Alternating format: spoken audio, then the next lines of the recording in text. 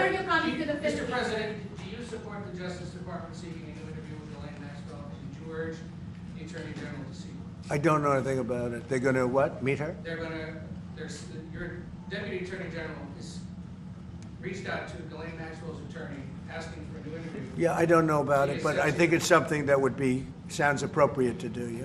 Do you have any concern that your Deputy Attorney General, as your former attorney, would be conducting the interview, given? No, I have no concern. He's a very talented person. He's very smart. I didn't know that they were going to do it. I don't really follow that too much. It's sort of a witch hunt, just a continuation of the witch hunt. The witch hunt that you should be talking about is they caught President Obama absolutely cold, Tulsi Gabbard. What they did to this country in 2016, starting in 2016, but all the way going up to 2020 in the election. They tried to rig the election, and they got caught. And there should be very severe consequences for that. You know, when we caught Hillary Clinton, I said, you know what?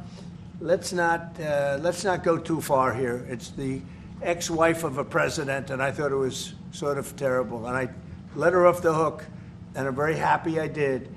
But it's time to start, after what they did to me, and whether it's right or wrong, it's time to go after people. Obama's been caught directly. So people say, oh, you know, a group. It's not a group. It's Obama. His orders are on the paper. The papers are signed. The papers came right out of their office. They sent everything to be highly classified. Well, the highly classified's been released. And what they did in 2016 and in 2020 is very criminal. It's criminal at the highest level. So that's really the things you should be talking about. I know nothing about the other, but I think it's appropriate that they do go. May I ask you about that, Mr. President? Yeah. Tulsi Gabbard has submitted a criminal referral to the Department of Justice.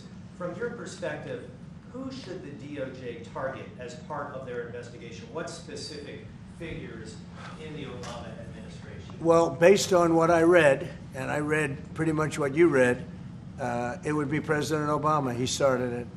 And Biden was there with him, and Comey was there, and Clapper. The whole group was there. Brennan, they were all there in a room. Right here, this was the room. This is much more beautiful than it was then, but that's okay. I have nice pictures up. They came out of the vaults. They were in there for 100 years. This is much more beautiful. We have the Declaration of Independence now in the room, which wasn't here. I guess people didn't feel too good about putting it here, but I do. But you know what? If you look at those papers, they have them stone cold, and it was President Obama. It wasn't lots of people all over the place. It was them too. But the leader of the gang was President Obama, Barack Hussein Obama. Have you heard of him? And except for the fact that he gets shielded by the press for his entire life, that's the one look, he's guilty. It's not a question. You know, I like to say, let's give it time. It's there. He's guilty. This was treason. This was every word you can think of. They tried to steal the election. They tried to obfuscate the election. They did things that nobody's ever even imagined, even in other countries. You've seen some pretty rough countries. This man has seen some pretty rough countries, but you've never seen anything like it. And we have all of the documents.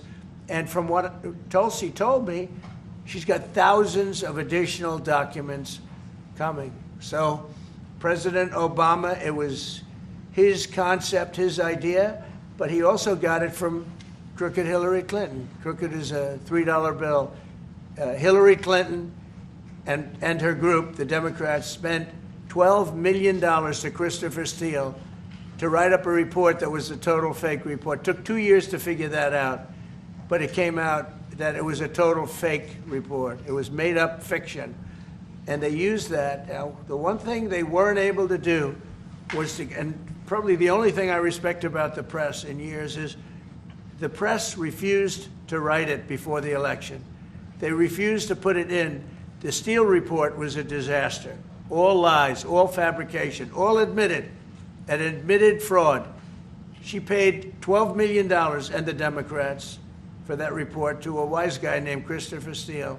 He wrote a phony report, and they wanted to get that report in before the election. And I'll tell you what, I talk about all the time, the fake news, how bad it is. But in this case, they wouldn't do it. They saw it, they read it, and they said, we don't believe it. And it was only after, substantially, like a month and a half after the election, that it got printed, and it was a big wisp. It was just like a bang of nothing, because the election had ended. If that report had gotten published by the New York Times or somebody, and I respect the Times for maybe only this, because they're crooked as you can be. They're a terrible paper, a crooked, corrupt paper. But for this one moment, they said, this is bullshit, we can't put this in. And neither could any other paper. Wall Street Journal's a lousy paper, very, very dishonest paper. As you see, I'm suing them for a lot of money because they do things very badly. It's got a nice name, but it's really, in my opinion, it's a terrible paper, and it can be corrupt. But just so you know, they didn't take the Steele report. It was the dossier. Remember the famous dossier? I called it the fake news dossier. The news wouldn't publish it. And I'm amazed. They had 2.5 months. It was finished. 2.5 months. That was supposed to be what was going to happen. And it got published a couple of months after the election. And frankly, nobody cared too much about it. But that was a big thing. No, we caught Hillary Clinton. We caught Barack Hussein Obama. They're the ones. And then you have many, many people under them. Susan Rice. They're all there. The names are all there. And I guess they figured they're going to put this in classified information and nobody will ever see it again, but it doesn't work that way. And it's the most unbelievable thing I think I've ever read. So you ought to take a look at that and stop talking about nonsense, because this is big stuff. Never has a thing like this happened in the history of our country. And by the way, it morphed into the 2020 race. And the 2020 race was rigged, and it was a rigged election. And because it was rigged, we have millions of people in our country. We had inflation. We solved the inflation problem. But millions and millions of people came into our country because of that. And people that shouldn't have been, people from gangs and from jails and from mental institutions, people that we don't want in our country, and people that we're getting out, dangerous people. 11,888 murderers, many of them, 50%, more than 50%, murdered more than one person. I hate to say this with such a distinguished guest, but you know, they asked me a question. I got to answer the question. No, Barack Hussein Obama is the ringleader. Hillary Clinton was right there with him, and so was Sleepy Joe Biden, and so were the rest of them. Comey, Clapper, the whole group.